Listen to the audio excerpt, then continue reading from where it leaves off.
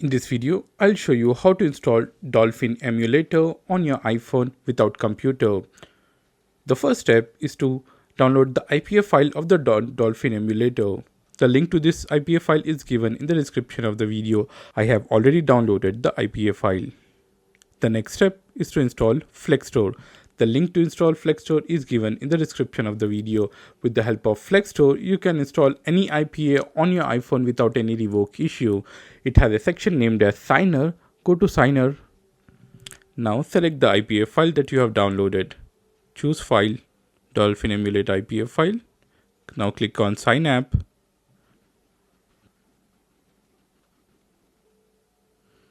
Now click on Install. And this will start installing the Dolphin Emulator on your iPhone. So that's it about the video, guys. For more videos like this, subscribe to iOS Droids.